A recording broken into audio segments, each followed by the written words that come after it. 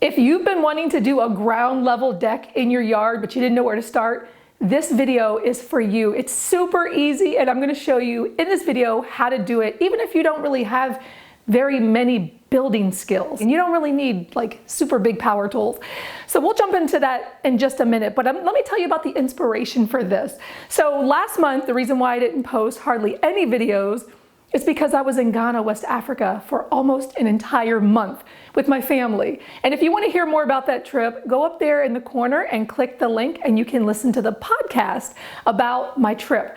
So when I was there, I stayed in this cool hotel that had this pergola with vines growing over it. It had a swing, and every morning I would wake up, go down to that swing, that was my happy place, and I would read, I would drink my morning tea, I would journal my trip, and it just became this really great place that I loved to go to every morning. We were there for like 9 days at this hotel. So while I was there, I got the inspiration, why don't I bring a little bit of this vacation back to my home? So remember several months ago, I had built this gazebo. Well, I assembled this gazebo with my family, which we almost destroyed. And I decided that I was going to build a ground level deck underneath of this gazebo, get my own swing, assemble my swing, and I was going to bring my happy place back to my home. So that's what you're gonna see in this video. So if you've been wanting to do a ground level deck, or you've been wanting to create some kind of seating area in your yard, maybe get a gazebo, or just build something that is off the ground and looks a little bit more like a part of the yard, watch this video because it's gonna show you how to do it. So are you ready to jump into this project? I love, love, love, love this project. Let's jump into it right now. If you've got any slope to your yard, the way I did when I built my previous deck on the front of my shed, you're going to want to follow those instructions because I did have to do support posts, 4x4 posts that have to be notched. This ground level deck, I didn't have to do any of that because it was pretty level. So you can find that link down below if you want instructions on how to do that deck on a slope. But for this one, underneath this gazebo, it was pretty level. We'll still level it out a little bit, which you'll see in a moment. But for the most part, I could just jump right in with 2x4s for the framing. But first, I needed to put some weed block fabric down. I didn't remove any of the grass underneath. I figured the weed block fabric is going to kill the grass anyway, so let's just pin this into place and move on to cutting the 2x4s for the framing. Now, before I could actually cut the 2x4s, I needed to look at the plan that I had created. Whenever you're doing any kind of project like this, it's best to either sketch it out on paper, or you can use a program like this called SketchUp. It's free. It is really worth learning how to do, because it does let you see a schematic of what it would look like and to know the measurements and all that. So I knew that I could build this with just 2x4s. The black that's going around the deck, that's where I was going to put mulch. So this is a pretty good schematic of what I needed to do, and I was ready to get started on cutting. For the power tools, you will need an impact driver and a circular saw. I will go into how to use these in an online course. If you're interested in learning how to use power tools with me, look down below for the link to sign up. When that course is available, you'll be the first to know. So when you're assembling this, you really want to start with marking out where your joists are going to be. These are the rim joists, the top and bottom perpendicular pieces, and you want to keep them together and do all your markings at 16 inches apart. This is where you're going to connect the joists. Now, I did do 12 inches from the corners, from the sides, but it's not really a big deal. For the most part, your joists should be no more than 16 inches apart.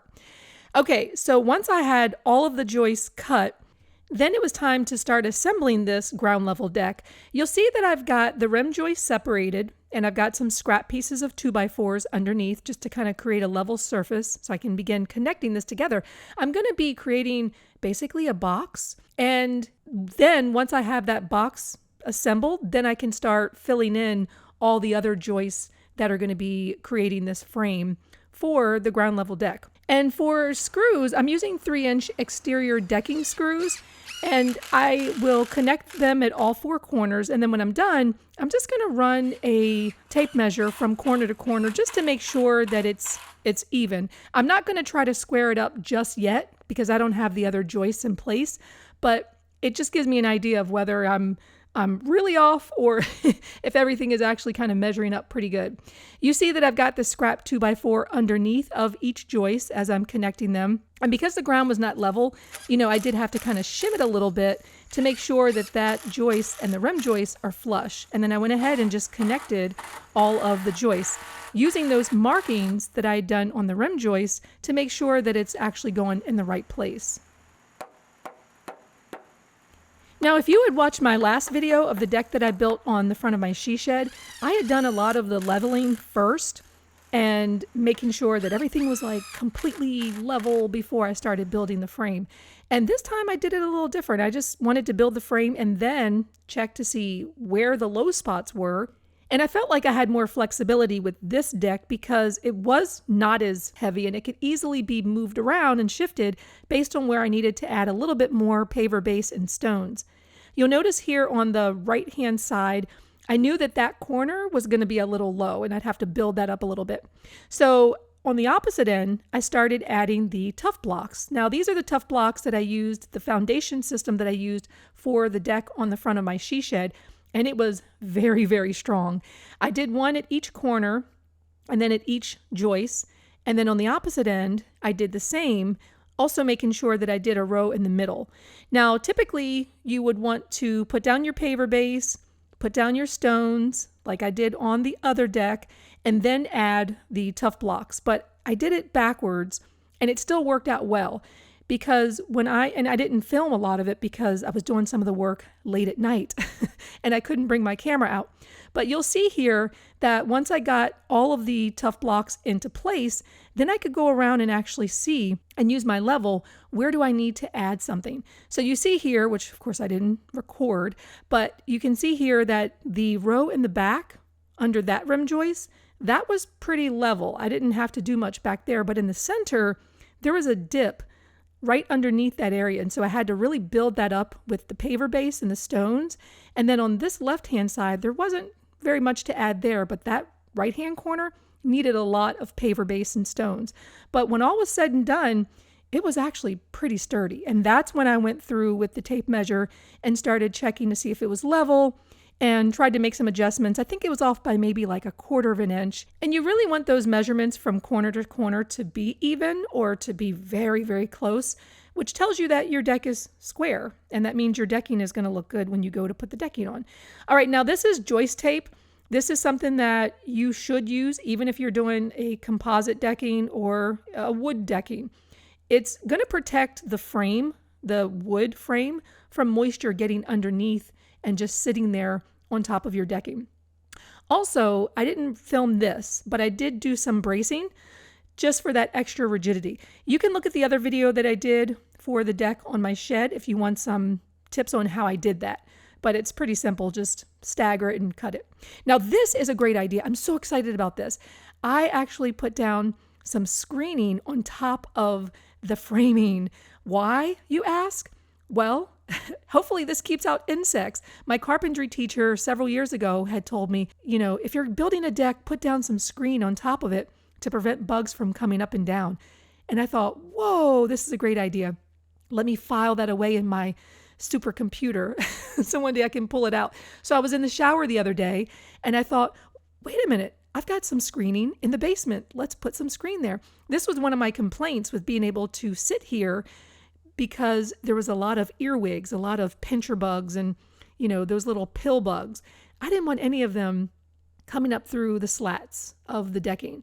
So I'm hoping, crossing my fingers, that this does prevent at least some of the larger insects from being able to climb in and out of my deck. And this is also the first time that I've been able to try out the new Aero Fastener electric stapler.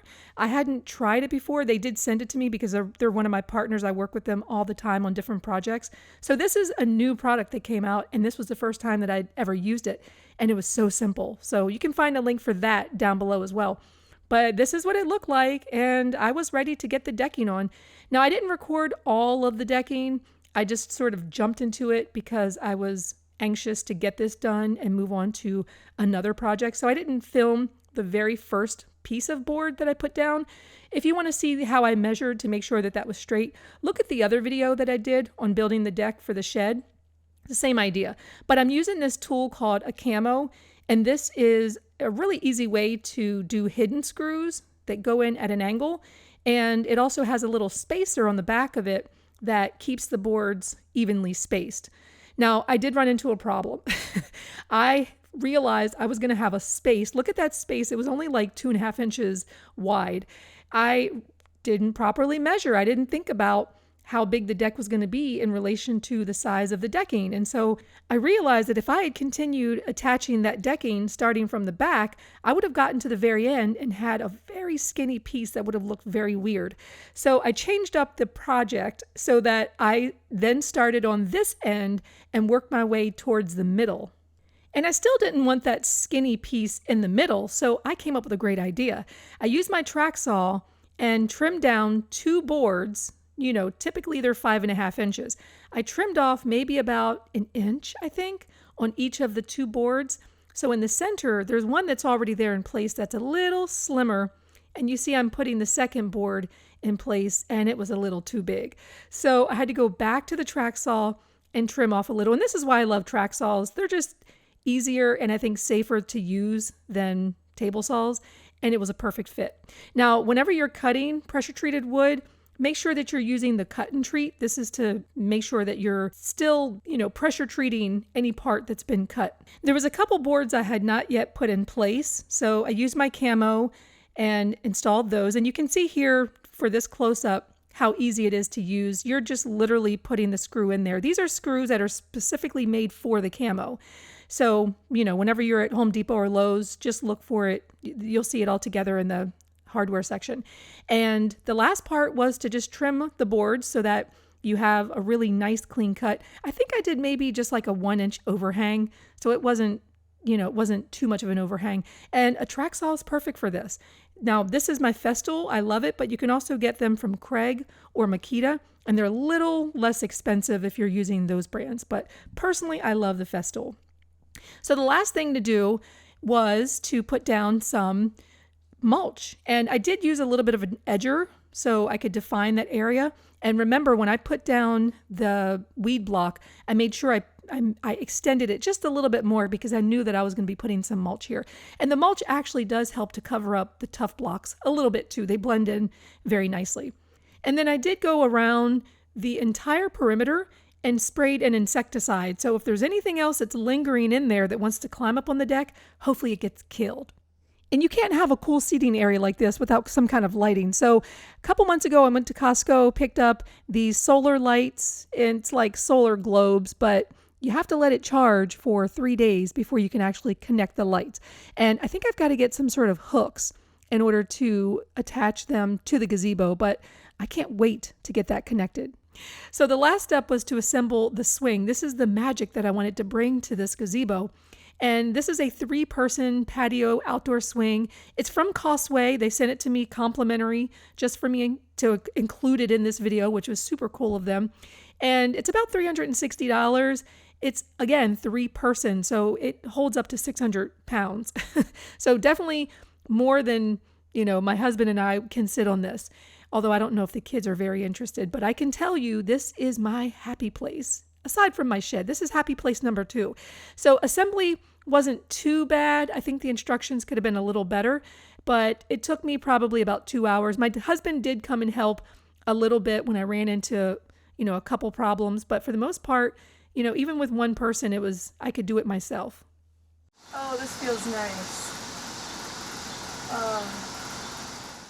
You can hear how happy I was to lay on that swing. So let's look at the before and let's see the after. It looks fantastic. Now we're not sitting in the grass. We're actually up on this platform, and it just feels like it's a more manicured part of the yard. It's my second happy place. And I also have this deck box. It's from QFAR. They provided this as well. It's 100 gallons and you can get it on Amazon. You can find my link down below. So I'll keep pillows and lights and things in there that I won't normally use. And surprisingly, my oldest son actually likes it. And I wish that I had been recording audio at this time because I was squealing in delight. This was so much fun. It actually reclines, which is pretty cool. So you can find that link down below. and save 10% if you want to buy it yourself. But I love this, and it really didn't take any more than a weekend. It was probably about $500, although I didn't add up the entire cost, but whatever I paid, it was worth it. And you can do this project too. So if you like this, leave a comment down below. Let me know if this is a project that you feel you could do in your yard. And be sure to check out the blog post for the step-by-step instructions. And I will see you next project.